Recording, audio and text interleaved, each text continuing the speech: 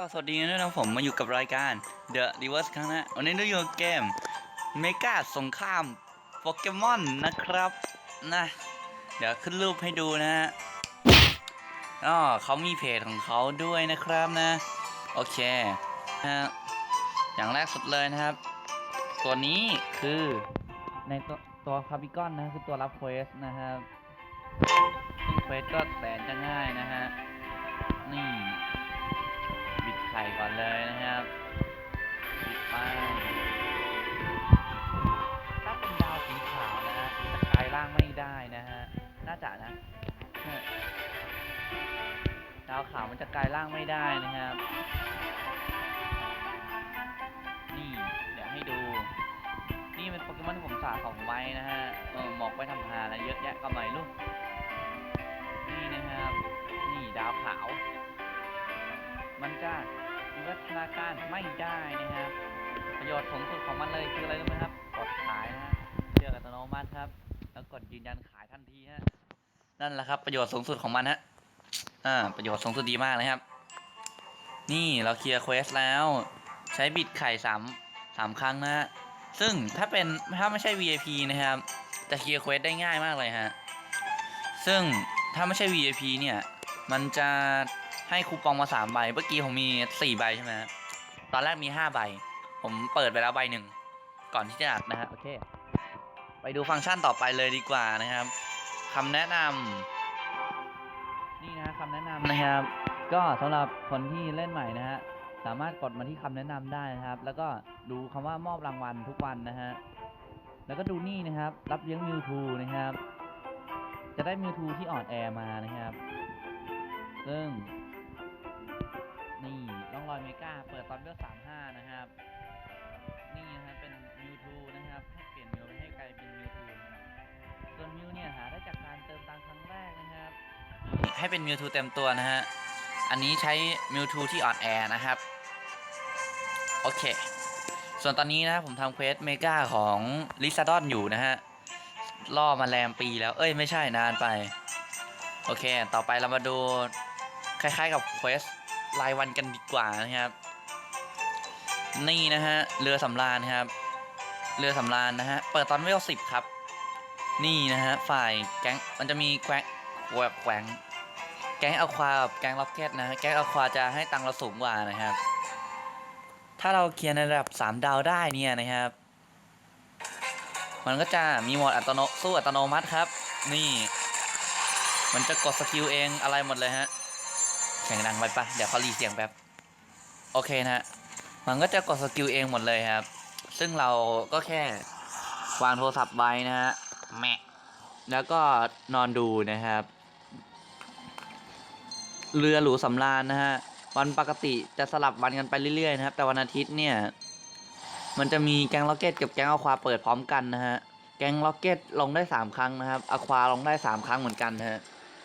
ต่อ1 วันนะครับโอเคซึ่งวันอาทิตย์เนี่ยนะฮะเราจะลงได้6 ครั้งครับเพราะแก๊งล็อกเก็ต3 ครั้งแก๊งอควา3 ครั้งรวมเป็น6 ครั้งนะครับโอเคเคลียร์คอมพลีท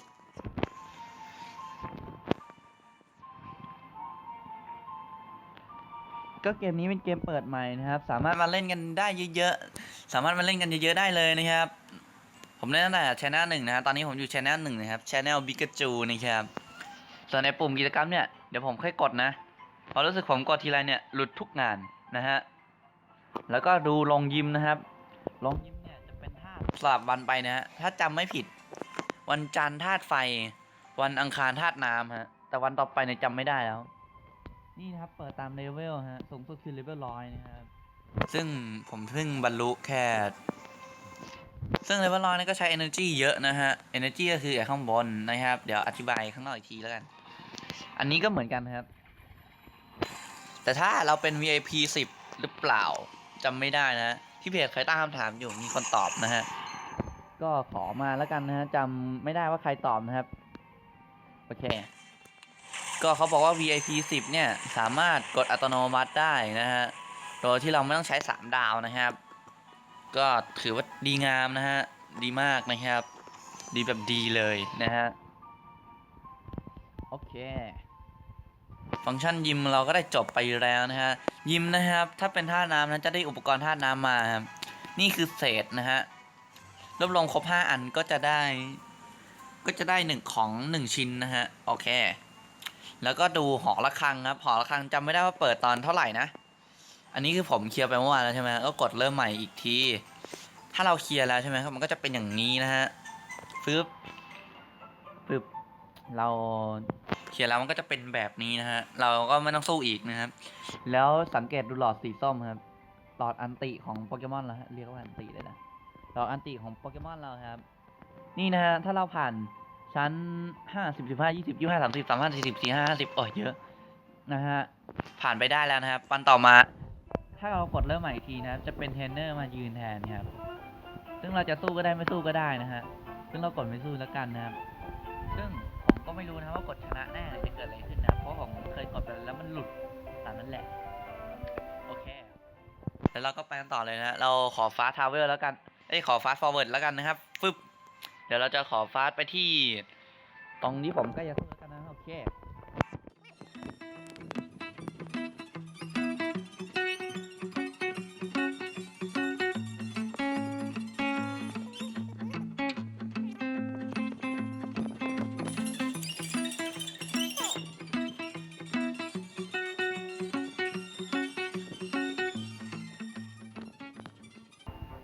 โอเคนะครับงั้นผมขอหยุด fast forward แล้วกัน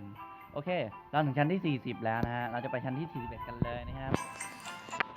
เมื่อเปิดมาครับเราจะต้อง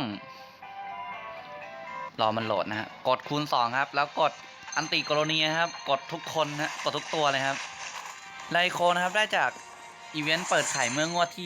อหลายงวดที่แล้วนะฮะตอนนี้มีอีเวนต์เติมเงินเท่าไหร่ได้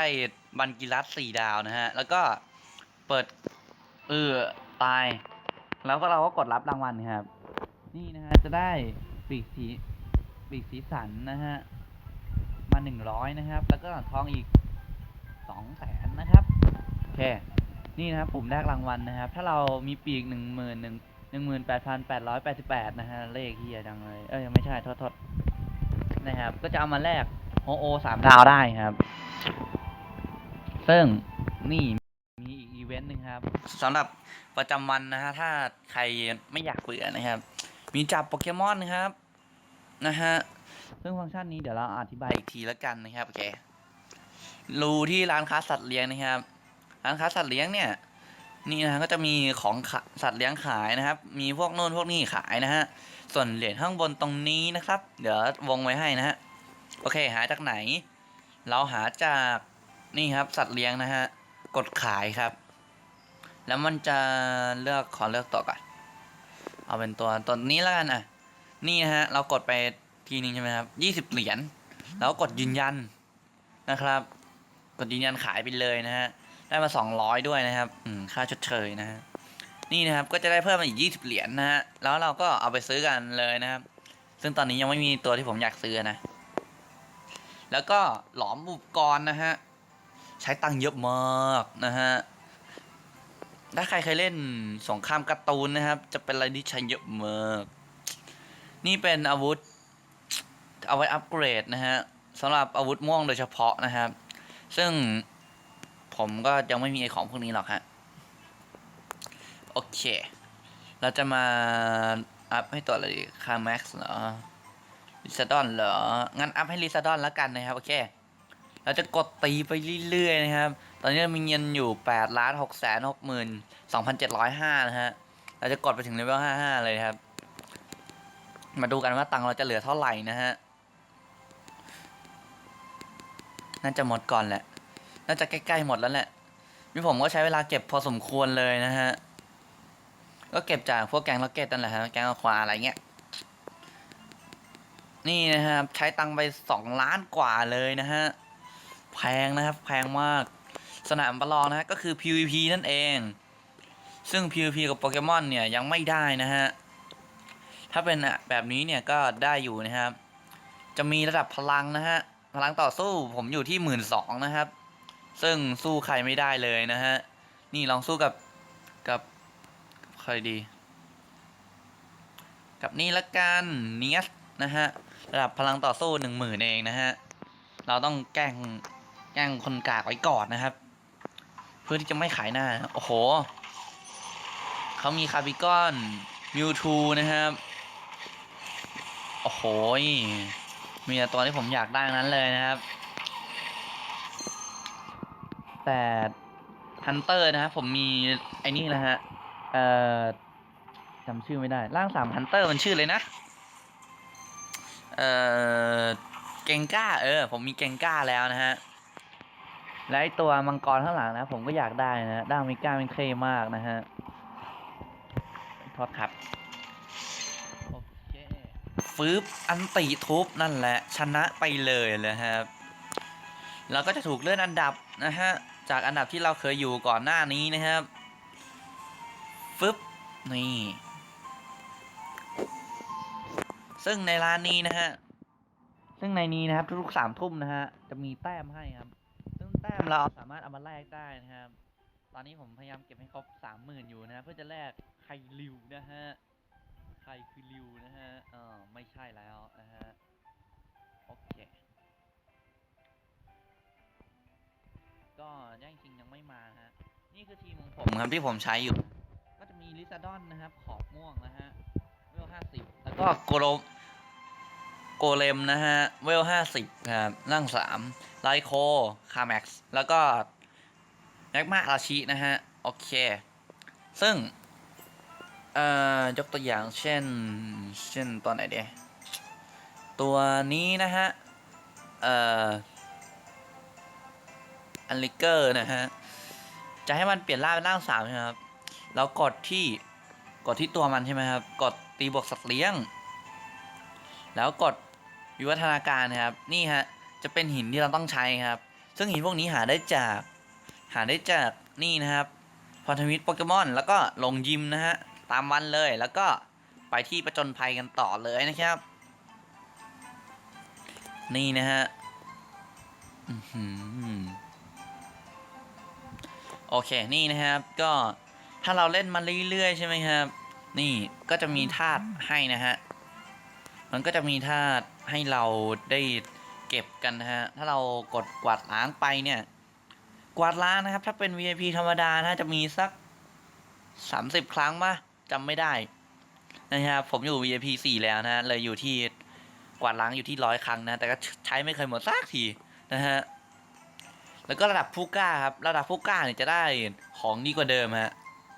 นี่นะครับจะได้ตัวด้วยครับซึ่งเดี๋ยวผมไปกวาดล้างให้ดูสักที2 ทีแล้วกันนะฮะขอไปกวาดธาตุไฟแล้วกันถ้าโชคดีเราอาจจะวิวัฒนาการให้ผู้ชมดูได้นะฮะโอเคนี่นะกดกวาดล้างไหมครับมันก็จะขึ้นมาแบบนี้เลยนะฮะจิตธาตุนะครับเอาไว้ทำอะไรนะฮะเดี๋ยวอธิบายอีกทีแล้วก็ค้อนไม้เล็กนะฮะอันนี้หินไฟนะครับเอาไว้วิวัฒนาการอีวีนะครับซึ่งไม่เคยได้สักทีเศร้าใจโอเค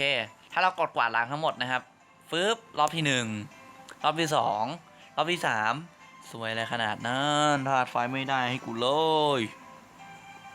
นะฮะแล้วก็มาดูที่ไอเทมนะครับผมมีหินไฟเนี่ย117 อันแล้วนะครับขาดอีก3 อันเท่านั้นนะฮะซึ่งนี่นะครับค้อนไม้เอาไว้เปิดไข่เอาไว้ตอกไข่นะฮะไว้จะได้ของมานะครับแล้วก็ค้อนเงินเล็กนะฮะก็จะเอาไว้ตอกระดับฟ้านั่นเองนะครับก็จะมีระดับไปนะฮะส่วนสีส้มกับสีม่วงเนี่ยไม่มีค้อนนะฮะหมดนะครับอันนี้คือหินเมกาของลิซาดอนนะครับนี่คือชิ้นส่วนนะครับโอเคเหลืออะไรอีกนี่นะเควสเราสำเร็จแล้วก็รับไปรับได้รับไปนะฮะ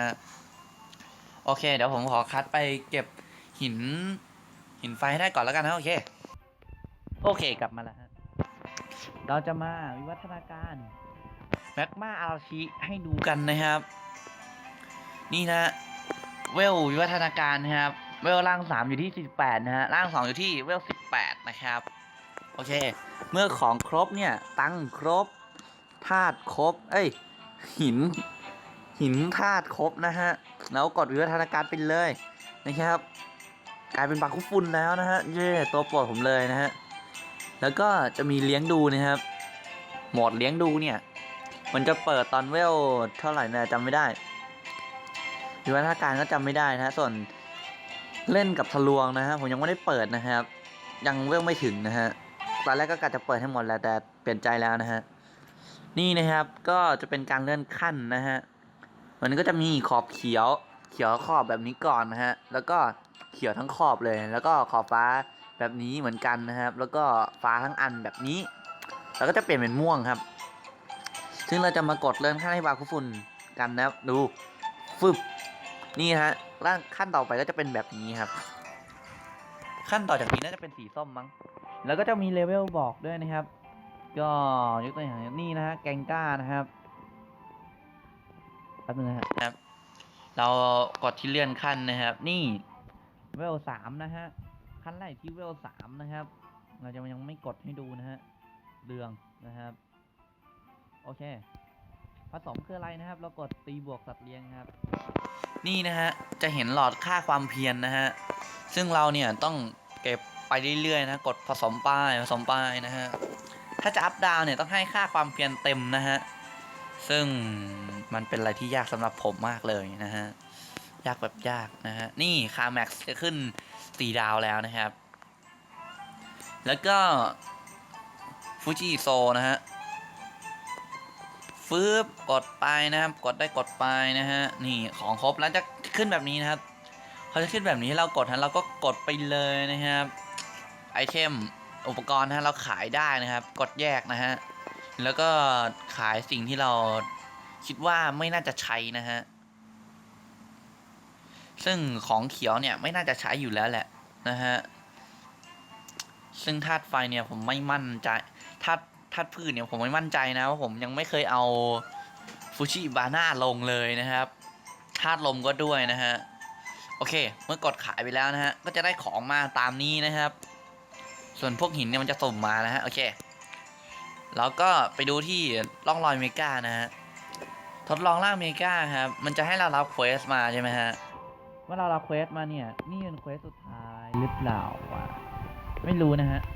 โอเคเมื่อเราทำสำเร็จเนี่ยเราก็กดข้ามขั้นตอนไปนะแต่ผมยังไม่เสร็จนะฮะนี่นะครับเป็นการวิวัฒนาการแบบออริจินอลนะฮะนอนแบบนอนเลยนะนี่นะครับหินนะฮะเอาไว้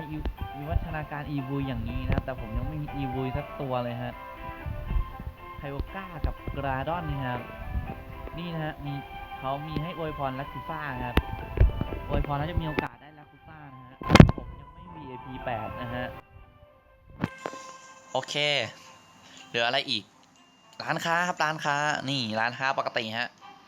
คอนคิตตันครับใช้600เพชรฮะแพงชิบหายนะฮะแล้วเราก็มากดดูกิจกรรมมาเลยนะถ้าหลุดผมก็จะตัดนะครับโอเคไม่หลุดนะฮะนี่นะครับก็ถ้าเราเติมเงินนะฮะ90 บาทจะได้เพชรเพิ่ม100นะฮะ450เพชรนะฮะกดไปฮะนี่นะครับจะเติมได้30,000เพชรนะจะได้มิว4 ดาวนะครับอันนี้วงล้อนะฮะเมื่อกดไปเนี่ยมันก็จะหมุนให้นะเราจะกดให้ดูกันเลยผมไม่เคยกดเหมือนกันนะเยี่ยโอ้โหคนเยี่ยมไหมเนี่ยอยากได้เอนตี้เข้าใจไหมอยากได้เอนตี้ได้ซิมิกาเมะมาครับแล้วก็กดรอบแล้วกันนะฮะเพื่อความมั่นใจเอนตี้ซิมิกาเมะดูเหมือนมึงน่าจะได้ขึ้น4 ดาวเร็วๆนี้นะครับนี่นะรางวัลล็อกอินนะครับ GM เขาจะเปลี่ยนไปเรื่อยๆนะฮะนี่นะครับ7 วันของอาทิตย์นี้นะครับคือเพชร200นะฮะกับน้ำยาชูกำลังนะฮะพูดไปเรื่อยอวยพรได้แลคูซ่านะฮะก็จะมีดาวตกมังกรนะ5 ดาวตกมังกรนะครับแล้วก็ Extreme Speed นะฮะแล้วก็บทขยี้นะครับบทขยี้นั่นเป็นบัฟนะฮะแล้วก็บิดไข่นะครับใช้เพชรบิดไข่จะมีโอกาสได้ตัวนี้เหมือนกันนะฮะซึ่งถ้าอยากได้แบบง่ายๆนะฮะบิด40 ครั้งนะฮะได้2 ดาว80 ครั้งได้3 ดาว120 ครั้งได้3 ดาว4 ดาวนะฮะแล้วก็จะมีอุปกรณ์น้ำให้ซื้อด้วยนะครับนี่นะฮะเป็นเซตเลยนะครับ 808 เม็ดนะฮะพูดเหมือนมันอันน้อยเดียวอะโอเค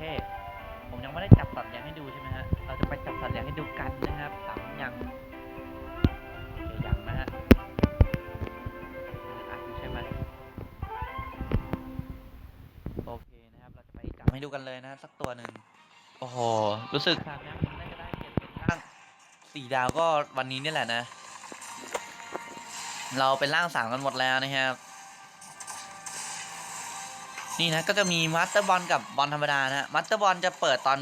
VIP 1ครับซึ่งใช้1ครั้งเนี่ยเสีย500เพชรเลยนะครับย้ำว่าเสีย500เพชรนะฮะแต่สำหรับตัวที่ได้มาเนี่ยก็น่าจะคุ้มอยู่นะฮะน่าจะคุ้มอยู่ในระดับหนึ่งนะถ้าเราเอาไปจับตัวล่าง2-3 ดาวนะฮะหรือถ้าคุณคิดว่าคุณทีมเทพพอแล้วนะก็ไม่ต้องใช้ครับดูเปอร์เซ็นต์ข้างบนกับเลือดฮะแล้วก็ดูเวลาข้างบนด้วยนะครับเดี๋ยวย้ำตัวเองด้วยนะเดี๋ยวผมลืมเดี๋ยวกดเลยไปงานเข้าอีกนี่นะเลือดมันลดไปเกิน 50% แล้วนะแต่เปอร์เซ็นต์มันยังเพิ่ง40เองนะครับซึ่งแสดงว่ามันถึกมากนะฮะมันดื้อมากนะฮะแต่ไม่ใช่ปัญหาครับปัญหาคือเราต้องรอให้เลือดมันใกล้ตายนะฮะ2-1ปาบอลไปเลยครับนี่จับไม่ได้เป็นไงล่ะถุยจะอวดทำไมโคตรสวยนะฮะนี่นะครับเป็นโปเกมอนพิเศษรายวันนะฮะถ้าเราจับได้เนี่ยเราก็จะได้ของตามนี้เลยนะครับอันนี้เป็นรางวัลอันดับนะฮะอันดับ1จะได้500,000 ทอง500เหรียญโปเกมอนนะครับแล้วก็จิตธาตุ200นะครับส่วนตอนนี้เนี่ยผมอยู่อันดับที่526ครับเยอะไหมล่ะโอเคเราทำให้ดูกันหมดแล้วนะครับมาถึงอีเวนต์สุดท้ายของเราแล้วนะครับไม่ก่อนสุดท้ายนะผู้ติดตามครับเปิดตอนไหนไม่รู้ฮะแต่เมื่อ50เนี่ยเราจะมีผู้ติดตามเป็นเซเลน่านะครับซึ่งเซเลน่าเนี่ยนี่นะฮะต้องทำเควสตามนี้เลยนะครับเป็นอะไรที่แบบว่านี่ถ้ามีอาหารกดแล้วอยู่ก็กดสำเร็จไปอันนี้ก็กดสำเร็จไปนะฮะถ้าแต่ตาไม่ให้นะครับให้ทำไมล่ะกดสำเร็จไปนะฮะกดได้กดไปนะครับโอเคแลกเปลี่ยนนะฮะถ้าเราแลกตามนี้นะครับก็จะปลดล็อกหัวใจนะฮะตอนนี้มีอยู่1,400แล้วนะกดรับรางวัลนะครับกดรับไปเลยนะฮะได้มาขนาดนี้นะครับรับไปแล้วนะฮะค่ามิตรภาพอยู่ที่13นะฮะโอเคซึ่งต่อไปเนี่ยก็จะเป็นเวล60นะครับเวล70นะซาน่านะครับหลินนะฮะเวล80ฮิคาริเวล90ครับอยากได้มากนะฮะแล้วก็เจอเทพชิเราฮะเวล100ครับโอเคซึ่งนี่นะครับของขวัญอาเซอุสครับเราเล่นครบ7วันเนี่ยมันก็จะเปิดวันที่8นะฮะซึ่งจะมีของให้นะครับต้องทำให้สำเร็จด้วยนะก็ตอนนี้ของขวัญจะเป็นตีบอสไปแล้วนะฮะซึ่งนี่ครับมีอาเซอุสปกตินะฮะเป็นของรางวัลถ้าเราเอามาขายนะครับซึ่งมันใช้50นะฮะระดับแรกนะใช้50ครับเข้าไปเจอเฮียอะไรเจอไอ้พวกนี้ครับสู้ก็ไม่ใช่ง่ายๆนะฮะเทนชินกราดอนแล้วก็ไคโอก้านะครับแล้วก็มิก้าและคุซ่านะครับโอ้ยเป็นอะไรที่ยากเสียแล้วก็เส้นทางแชมป์นะฮะเมื่อเราเล่นไปเรื่อยๆเนี่ยเขาก็จะเปิดให้เรานะครับแล้วเรากดฝึกฝนไปนะฮะนี่นะครับก็จะใช้จิตวิญญาณนะผมอยู่เลเวลฝึกอยู่ที่15นะผมก็กดไปนะฮะนี่นะเป็นรายละเอียดนะครับนี่ตามนี้เลยนะฮะซึ่งฝึกฝนนี่จะมีอยู่3ระดับนะฮะฝึกขั้นกลางขั้นสูงแล้วก็ขั้นพิเศษนะฮะซึ่งขั้นกลางเนี่ยเมื่อเราเลื่อนไปอันสุดท้ายใช่ไหมครับนี่นะฮะก็จะมีที่ให้เราครับถ้าเราไม่อยากได้ที่นี้เนี่ยใช่ไหมฮะเราก็ไปปล้นได้ครับกดปล้นได้ฮะแต่กรุณาดูด้วยครับดูนะฮะนี่ขนาดระดับกลางครับลิซาดอน2-4-6 ดาวแล้วครับจะโหดไหมล่ะแบบโหดอ่ะนี่นะฮะก็นี่ครับโหดไหมล่ะนี่นะครับมึงเอามาจากไหนก็ไม่รู้นะครับ กูหาตั้งนานนะฮะมาดูขั้นสูงกันดีกว่านะครับขั้นสูงนี่โอ้โหที่แบบขั้นพิเศษนะหัวสัตว์รัสเซียนะครับขั้นพิเศษนะฮะเมมจะเต็มแล้วเราต้องรีบแล้วนะครับเดี๋ยวผมขอแป๊บหนึ่งอ้อยไอ้เหี้ยโอเคนะครับเรามาเปิดกันเลยดีกว่านะฮะก่อนที่เมมจะเต็มนะฮะโอเคกดไปที่เพชรแลกเปลี่ยนครับแล้วก็พี่ก็แชร์จังเลยนี่นะครับ 2,500 เพชรครับสุ่ม10อันสุ่มไหมสุ่มสิครับรออะไรฟืบเราได้เฮียอะไรเนี่ยนี่มันเฮียอะไรเนี่ยโอ้โหอะไรวะคิดว่าจะได้จิราชีซะอีกนี่นะครับเมื่อเราทำค่าความกดได้ถึง 10,000 แล้วนะฮะถ้ากดในนี้เนี่ยมันก็จะเต็มเลยครับแต่ถ้าเรากดด้วยอันนี้เนี่ยทีละ1เนี่ยนะฮะเราก็จะเพิ่มทีละ1,000นะฮะน้อยมากนะครับก็ถ้าค่าความกดเต็มแล้วใช่ไหมครับเราจะเปิดเพชรฟรีได้1 เม็ดนะฮะก็กดเลยนะครับกดได้กดไปนะฮะฮิโนอาราชิครับโคตรมากเลยฮะไหนๆก็ได้แล้วครับแล้วก็นั่นแหละฮะจับแดกอย่างเป็นทางการนะครับผสมนี่นะครับคาแม็กซ์เรานะฮะเราจะมาดูกันว่าโอ้โหไม่น่ารอดแล้วนะฮะแม่งขึ้น4 ดาวแน่นอนครับปึ๊บนี่ฮะขึ้น4 ดาวสเตตัสก็จะเปลี่ยนนะครับได้ตัวอะไรมาอีกนี่นะได้ตัวนี้มาด้วยนะครับเวล18นะฮะเรามีเวล18แล้วก็กดไปนะฮะกดไปเลยนะครับไม่สนนะฮะตัวนี้ผมจับได้มาครับส่วนตัวนี้เขาแจกนะฮะแจกตามภารกิจเลยนะครับตัวนี้นะฮะแจกเมื่อไม่กี่วันก่อนนะฮะโอเคก็นี่เติมกันครั้งแรกนะครับ เติมได้เพชร90 เม็ดใช่ไหมครับจะได้มิวทูนะจะได้มิวนะฮะนี่ตัวนี้เลยนะครับจะได้มิวมานะฮะส่วนมิวทูเนี่ยก็จะได้ตามภารกิจที่เมื่อไม่กี่นาทีที่แล้วนะฮะโอเคนะฮะก็นี่นะครับถ้ากดเติมเพชรใช่ไหมฮะถ้าใครมีทูวอลเล็ตนะครับก็จะเติมตามนี้ได้เลยนะฮะอันนี้ก็จะหลุดอยู่ที่32 บาทนะครับอันนี้100 กว่าบาทนะฮะ170 กว่าบาทอันนี้300 กว่าบาทนะฮะโอเคถ้าเป็นทูมันนี่เนี่ยก็จะราคาน้อยกว่านี้หน่อยนะครับซึ่ง VIP เราไม่ได้อธิบายก่อนนะครับตอนนี้ผมอยู่ VIP 4ใช่ไหมครับผมเติมอีก460 เพชรนะฮะก็จะกลายเป็น VIP 5 VIP 5พิเศษอย่างไรนะฮะ VIP 5จะใช้นิ้วทองได้40 ครั้งนะฮะให้อาหารสัตว์เลี้ยงได้30 ครั้งนะครับซื้อกำลังได้6 ครั้งนะฮะรีดันผู้กล้าได้3 ครั้งซื้อแต้มประลองได้5 ครั้งนะครับแล้วก็แต่ละวันเนี่ยกวาดล้างได้140 ครั้งเลยทีเดียวนะฮะโหยแล้วก็รีร้านค้าได้2 ครั้งครับรีเรือสำราญได้2 ครั้งรีลงยิมได้2 ครั้งครับแล้วก็เพิ่มฟังก์ชันคิตีบวกนะฮะขณะในตอนที่ตีบวกเนี่ยจะมีโอกาสเพิ่ม2 เลเวลนะครับโอเคก็จะตามนี้เลยนะครับเลื่อนยากชิบหายนะครับก็จะมีไปถึง VIP สักเราจะมาดู VIP สูงสุดเลยนะ VIP 18ครับเติมหน่วย10 100 พันหมื่นแสนล้าน1 ล้านเพชรครับก็จะมีสิทธิพิเศษใช้นิ้วทอง210 ครั้งนะฮะใช้นิ้วทองได้210 ครั้งนะครับให้อาหารสัตว์เลี้ยง65 ครั้งซื้อกำลังได้19 ครั้งนะครับรีดันฟูก้าได้13 ครั้งนะฮะกวาดล้างได้ 1,100 ครับกวาดฟรีนะฮะโหยลดแรกแจกแถมมาเลยทีเดียวนะครับแล้วก็แต่ละวันเนี่ยจับโปเกมอนนะฮะซื้อจับโปเกมอนนะครับได้85 ครั้งเลยฮะแล้วก็ฝึกฝนนะฮะอย่างรวดเร็วได้13 ครั้งครับแล้วก็รีเรือสำราญกับยิมได้6 ครั้งเลยนะฮะไม่ธรรมดานะครับแต่ผมคงเติมไม่ถึงหรอกฮะโอเคนี่คือกิลนะฮะกิลที่ผมอยู่เนี่ยคือกิล GZ นะครับซึ่งเพิ่งได้เข้ามาเมื่อเร็วๆนี้เองนะครับหัวหน้ากิลเราเลเวล59นะผมเลเวล55เองนะครับก็จะมีลงตีบอสนะฮะซึ่งผมตีไปแล้วนะฮะซึ่งลืมตีให้ผู้ชมดู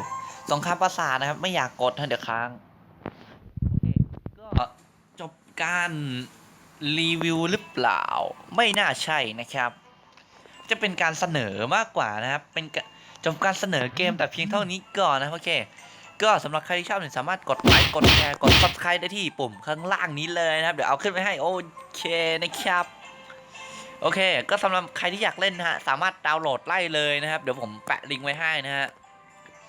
มีของ Android นะครับแต่ iOS เดี๋ยวน่าจะมีแหละฮะเดี๋ยวเอาไปแปะไว้ให้นะครับแล้วก็จะแปะเพจไว้ด้วยนะครับโอเคอ๋อใช่สำหรับใครที่อยากเปลี่ยนชื่อนะครับกดมาที่หน้าจอตรงนี้นะฮะที่ผมวงไว้ให้นะโอเคกดไปนะกดเปลี่ยนชื่อครับเปลี่ยนครั้งหนึ่งใช้100 เพชรฮะเฮ้ยมันมีเพชรจะเฮ้ยกดบ่อยเหลือเกินโอเคขอจบคลิปแต่เพียงเท่านี้ก่อนนะครับโอเคสวัสดีครับ